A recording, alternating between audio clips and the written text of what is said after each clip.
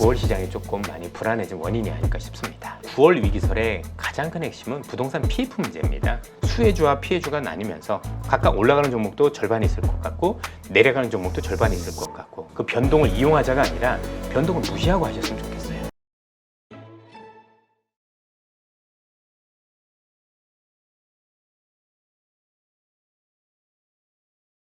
오늘 모신 분은 신한투자증권 이선엽 이사님 모셨습니다. 안녕하세요. 예, 안녕하십니까? 네.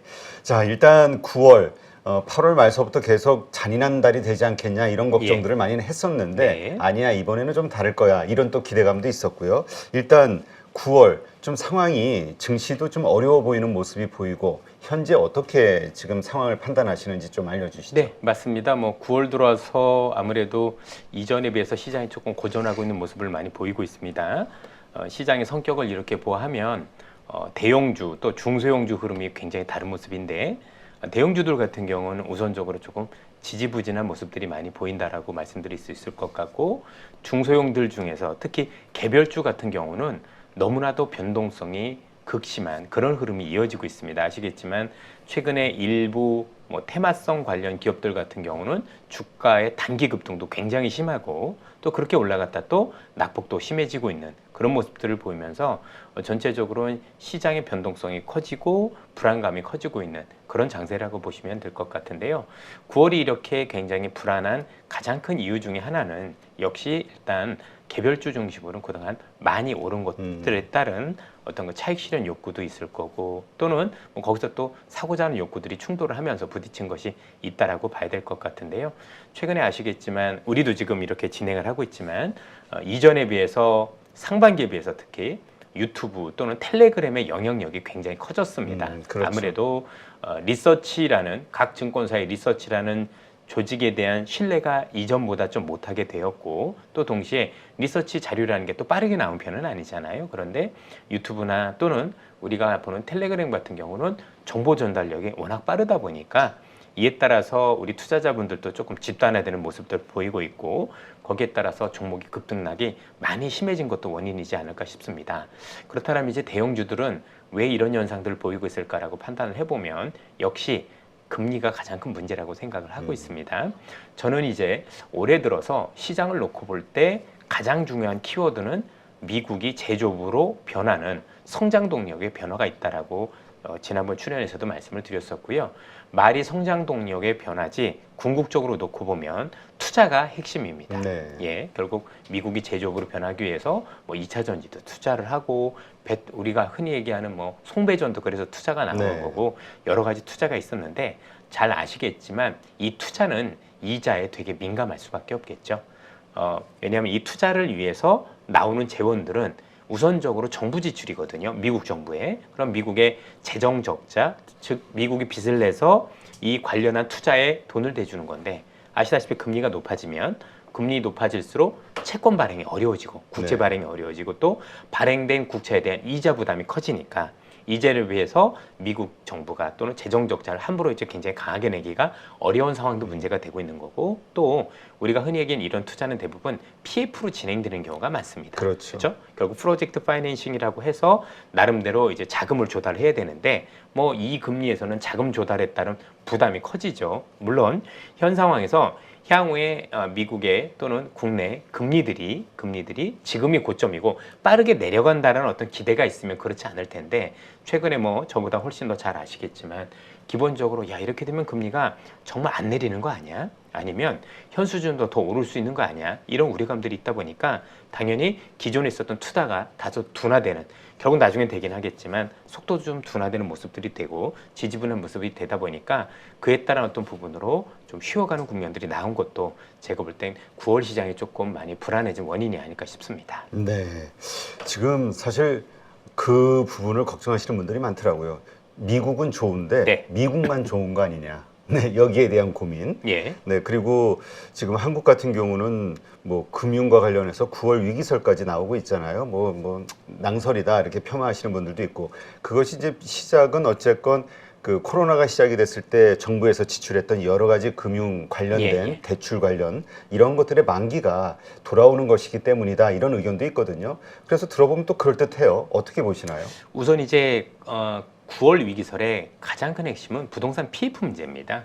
이 PF와 관련해서 9월, 10월 합쳐서 한 10조 만기가 들어오다 보니까 이걸 어떻게 할 거냐에 대한 얘기들이 계속 있었던 거고요. 당연히 이 위기설이 나왔을 정도면 문제가 녹록지 않구나라는 것에 대해서는 이견들이 없으실 거라고 네. 생각을 합니다. 근데 이제 9월에 있다고 하더라도 이게 문제가 없다가 아니라 아마도 현재 당국에서 굉장히 노력을 하고 있어서 뭐 해결을 한다라는 건 제가 볼 때는 아닌 것 같고 조금 시간을 두고 막아가는 것 같다. 그래서 뭔가 위기가 있을지 없을지 저는 잘 알 수는 없겠으나 최소한 9월은 넘기는 것 같다라고 말씀을 드릴 수 있을 것 같고요. 뭐 이런 말씀을 드려도 될지는 모르겠지만 내년 4월이 총선입니다. 네.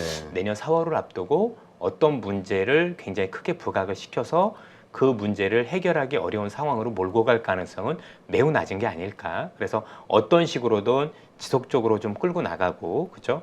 해결하는 의지를 계속 보일 가능성이 있지 않을까라고 생각을 하고, 어쨌든 이 문제가 쉬운 문제는 아니다라고 보여지고, 잘 아시다시피 이 문제 자체가 불거진 원인 중에 하나가 일단 말씀하신 것처럼 그 부채, 네. 부동산과 관련된 부채가 굉장히 많은 거지만 결국은 브릿지론이라는 게 가장 큰 문제인 거잖아요. 그렇죠? 지금 서울 쪽에서 아마 강남이나 이런 정도 빼놓고는 제가 알기로는 이제 부동산과 관련해서 특히 이런 어떤 건설과 관련해서 제일 어려운 쪽이 경기도, 그다음에 대구, 부산 쪽 이쪽이 지금 부실이 제일 커지고 있는 걸로 네. 알고 있고요. 결국 여러분들 브릿지론이라는 건 뭐냐면 이 처음에 땅을 매입을 할 때 땅을 매입을 하고 뭐 이런 돈을 이제 브릿지라고 얘기하는데 요 매입을 할 때 요 비용이 제일 많이 들거든요. 그리고 나서 이게 나중에 주택 착공 허가 이런 것들이 나서 착공이 되면 본 PF로 넘어가요. 네. 그래서 그 넘어가기 전 단계에 있다라고 해서 보통 브릿지론이라는 표현을 많이 쓰는데 이게 지금 본 PF로 못 넘어가는 거죠. 그렇죠? 아무래도 향후의 부동산 사업에 대한 사업성이 불안정하다 보니까 누구도 부동산에 대해서 지금 손을 대려고 하진 않고 있고 증권사들이나 금융사들 같은 경우도 부동산과 관련된 프로젝트 파이낸싱, 네. 쉽게 얘기해서 부동산 금융에 대해서도 역시 손대려고 하지 않고 있고 근데 기존에 빌렸던 고금리 관련된 이 론들은 만기가 계속 들어오고 있는데 아무도 안 해주다 보니까 지금 아시겠지만 금융사별로 당국의 어떤 그런 것과 관련해서 지금 돌려막기 하고 있는 상황인 것만은 분명해 보이고 뭐 궁극적으로 지금 금리도 되게 높고 거기다 부동산 시장에 대한 불확실성도 높다 보니까 굉장히 어려움에 처해 있는 게 사실 이 흔히 얘기하는 9월 위기설의 어떤 실체라고 현재는 볼 수가 있을 것 같은데 앞서도 말씀을 드렸지만 현재는 이것과 관련해서 만기 연장을 일단 계속 해주는 쪽으로 현재 가닥이 잡히고 있는 상황이고요.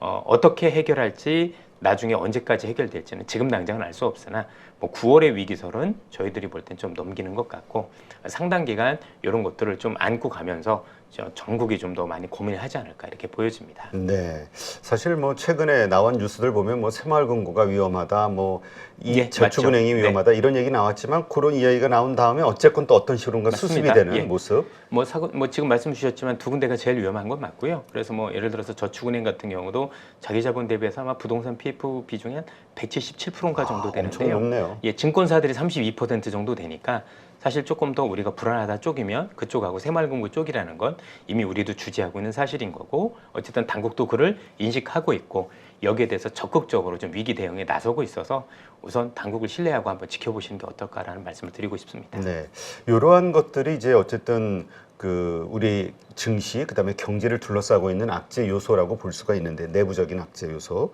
어떻습니까? 9월 증시 어쨌건 지금은 시작은 안 좋습니다만 이것이 계속 이어질지 혹은 좀 뭔가 반등이 좀 나와줄지 처음에는 9월 그 마지막 주 그 FOMC 요거 전까지는 특별한 뭐 악재 호재가 없기 때문에 오르지 않겠냐라고 기대하시는 분들도 많았거든요.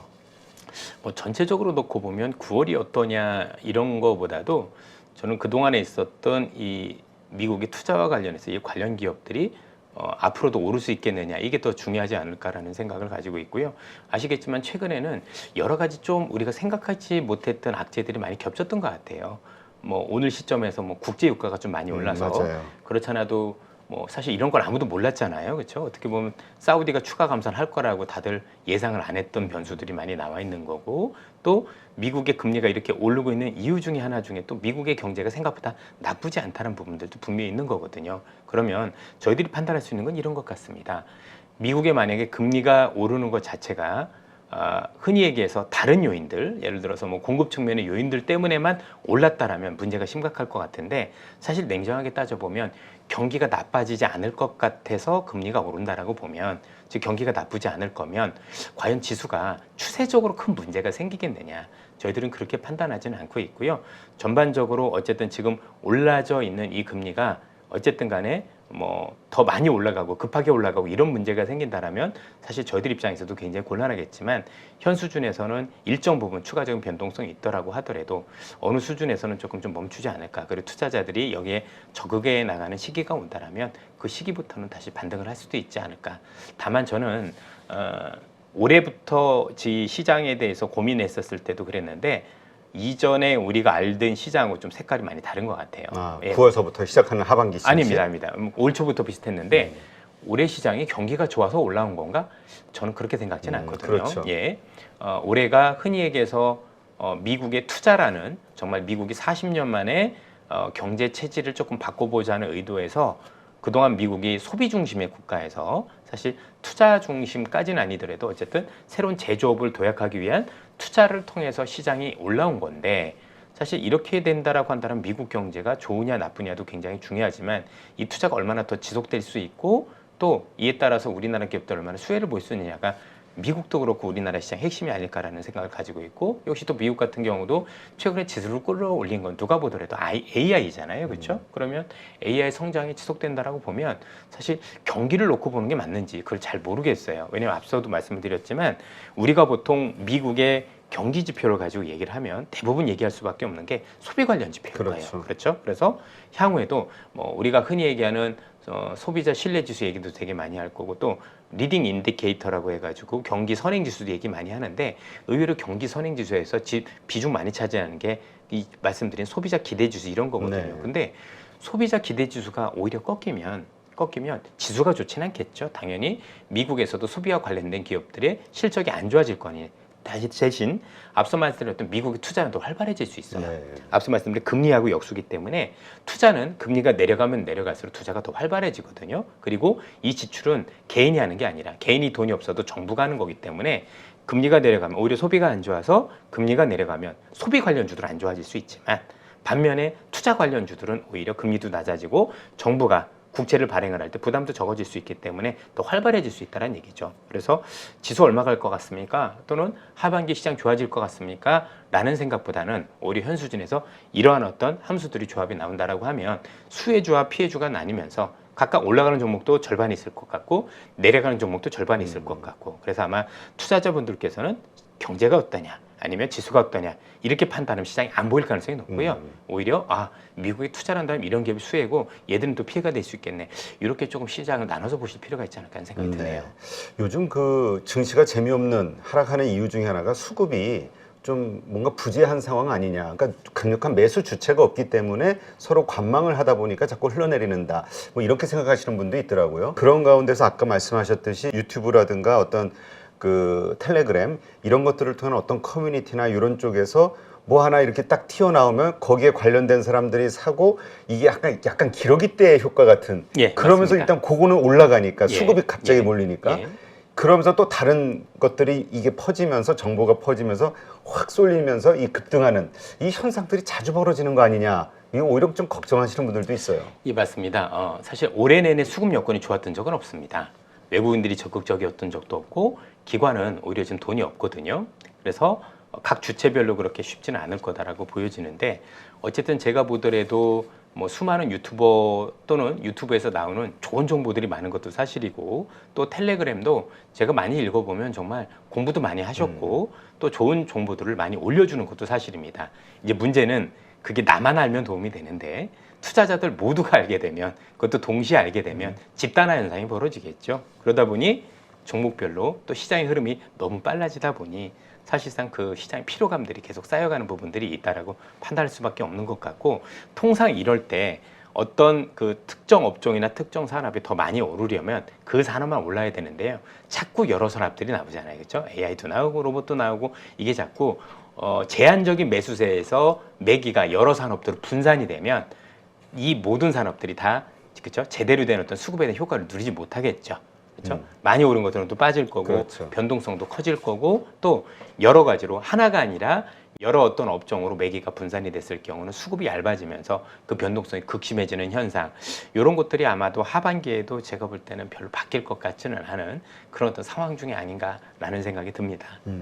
그래서 앞으로도 계속 올 상반기에도 그런 일들이 많았지만 이런 테마주들의 순환이 계속해서 반복적으로 일어나는 거 아니냐, 이런 거에 대비하는 어떤 매매 전략을 가져가야 되는 거 아니냐.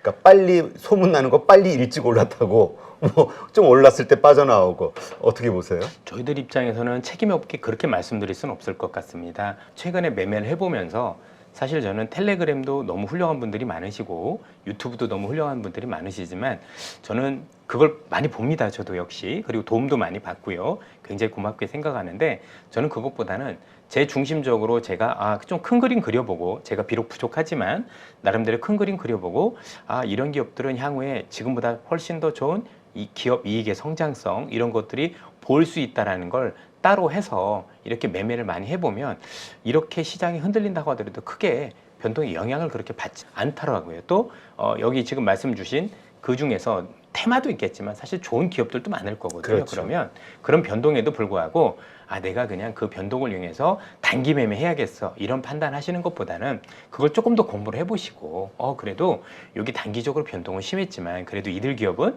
앞으로 조금 더 들고 간다고 하더라도 충분히 이익을 낼 수 있을 것 같고, 그리고 이 흐름이 단기적이지 않을 것 같다, 이런 공부를 조금 더 하시면서 그 변동을 견뎌나가시는 게 저는 어떨까. 그래서 그 변동을 이용하자가 아니라 변동을 무시하고 하셨으면 좋겠어요. 오히려 그 변동 무시할 수 있는 조금 더 장기적인 그림을 보시고 하는 게 오히려 좀 시장을 볼 때도 덜 피곤하고 오히려 손실도 줄일 수 있고, 또 그리고 어떤 이런 단기적인 변동에서 여러분들의 자산을 지킬 수 있는 길이 아닌가라는 생각이 듭니다. 네, 그 말은 우리가 사실 탐욕을 좀 버리자는 말로도 좀 들리거든요. 예. 그리고 펀더멘털에 어느 정도 기본을 좀 가지고 가자, 이렇게 이해가 되는데 지금 그러한 것들이 과연 있을까? 왜냐하면 이전에 시장들이 이렇게 좀 오를 때는 주도주라는 것들이 있었는데 요즘은 주도주가 좀 안 보인다, 이런 의견들도 있거든요. 그러니까 자꾸 그런 뭐 초전도체 얘기 나오고 뭐 로봇주 뭐 이런 것들이 반복되는 거 아니냐, 이런 얘기도 있고요. 예, 사실 어떻게 보면 주도주가 없다 이렇게 얘기하는 것보다 주도주들이 너무 빨리 바뀌고 있다, 이렇게 표현하는 게 더 맞을 것 같아요. 저희들이 이제 수십 년 동안 증권 시장을 경험을 하면서 이 코로나 있기 이전 시장에서는 그래도 흔히 주도주라고 불리는 기업들은 못해도 한번 움직이면 꽤 상당 기간 상승세의 흐름을 이어갔던 것 같은데, 많은 투자자분들께서 코로나 때 보시면요, 코로나 이후부터는 정말 주도주라고 하더라도 그 시세가 1년 이상 가는 흐름보다는 뭔가 조금 초단기화되는, 길게는 6, 7개월, 짧게는 3개월 이상. 왜 그러냐면 그 기업들이 나빠서가 아니라 이제 투자자분들이 되게 이제 많이 아시니까 그런 것 같아요. 그러니까 우리 투자자분들께서 지금 공부도 많이 하셨고 또 여러 가지와 관련해서 이제 아시는 것들이 많다 보니까 결국은 주가라는 게 시세를 반영하면 끝나는 거잖아요. 그렇죠. 그럼 옛날엔 그게 1년이나 2년 동안 반영해야 될 것을 압축해서, 왜냐면 투자자분들 이제 큰 그림이 보이실 거니까, 공부도 하셨을 거니까, 그러면서 그 흐름이 옛날에 비해서는 굉장히 좀 많이 짧아지는 그 형행들이 보이다 보니까 사실 오히려 매매하기가 더 어렵지 않나, 이런 생각이 좀 많이 듭니다. 네, 그러니까 좋은 주식임에도 불구하고 요즘 우리가 빠지면 안 되는 함정이 그 밸류에이션과 관련해서 네. 자꾸 고민을 해봐야 되지 않나, 네. 이런 얘기를 하시는 분들이 늘고 있더라고요. 네, 아무래도 좋은 현상인 것 같아요. 사실 올 상반기 내내 많은 분들이 이제 경기 침체에 대한 우려를 하셨지만 그럼에도 불구하고 꽤 생각보다 몇몇 업종들이 아주 발군의 성과를 냈거든요. 그리고 그 성과를 냈었을 때 투자자분들 스스로 아마도 제가 볼 때는 공부를 열심히 하셨던 것 같아요. 그리고 미래 성장에 대해서 확신을 가지셨었고 거기에 대해서 베팅을 잘 하셔서 저는 좋은 결과가 났다라고 보여지거든요. 저는 그분들이 했던 그 상반기에 했던 그 흐름, 그리고 그 했던 노력, 그리고 그 원칙을 하반기 또는 앞으로도 계속 가져가셨으면 좋겠어요. 그러니까 시장이 좀 단기화됐다고 해서 너무 변동성이 크다고 해서 그 변동성에 맞출 게 아니라 그 해오셨던 그 방법이 제가 볼 때는 보편 타당한 방법일 수 있다고 생각을 하거든요. 그래서 그 초심을 버리지 않고 가는 모습들, 왜냐하면 그렇게 하면 단기적으로는 조금 소외될 수도 있을 것 같아요. 그렇죠. 또는 변동성에서 내가 그래도 저 기업을 매매를 했었으면 뭐 10%라도 벌었을 텐데, 이런 아쉬움들이 있을 텐데 그렇게 하면 원칙이 다 무너집니다. 그렇죠. 예, 그래서 그런 무너지는 것도 말고 잘 해오신 그대로 저는 조금 더 우직하게 이렇게 가시는 게 어떨까라는 말씀을, 제가 좀 부족하지만 그런 말씀을 드리고 싶습니다. 그러한 종류의 주식들 혹은 섹터, 산업, 어떤 것들이 있을까요? 저는 여전히 미국의 투자와 관련된 산업들이 기업별로는 산업별이라기보다는 기업별로는 여전히 올라갈 수 있는 기업들이 많이 있다라고 생각을 그 얘기는 해요. 미국에 직접 투자를 한 기업들 가운데서 나올 수 있다는 얘기네요. 예. 결국엔 지금 우리나라의 기업들은 대부분 수출하는 기업들이고 결국 수출이 어디가 중심이냐 그리고 그 수출하는 중심에서 어떤 주제, 어떤 산업이 주도를 하고 있느냐 이런 것들이 중요한 것 같은데 미국 같은 경우는 지금 산업에 발전하고 있는 부분들이 일단 제조업으로 변하기 전 아까 투자 관련 네. 사업이었었고 또 AI 쪽도 지금 투자한 거잖아요. 아직은 AI가 어떻게 산업에 활용되는지 많은 기업들이 나오긴 했지만 여전히 더 많은 가능성들을 내포하고 있고 지금 미국에 있는 빅테크 기업들이 현재 상황에서 더 많은 AI에서 경쟁력을 확보하기 위해서 더 많은 투자를 서두르고 있고 뭐 그래서 최근에 엔비디아가 실적이 좋았던 거 아니겠습니까? 그렇죠. 결국엔 이와 관련된 어떤 기업들 중에서 제가 보니까 산업별로는 이제 보면 안 되는 게 그 산업 안에서도 이미 밸류에이션이 조금 저희들이 볼 때 큰 그림을 그려도 좀 과한 것들도 있고 그렇지 않은 기업들도 꽤 있더라고요. 그래서 우선 그 안에서 그래 이 기업은 그동안 너무 많이 올라서 밸류에이션이 목에 찬 것 같아 라고 하면 그 중에서 조금 밸류에이션이 그래도 아주 매력적인 기업들이 남아있으니 그런 기업들 중심으로 조금 무게 중심을 옮겨가면 저는 여전히 기회가 남아있는 거 아니란가 라고 말씀을 드릴 수 있을 것 같습니다. 네, 알겠습니다.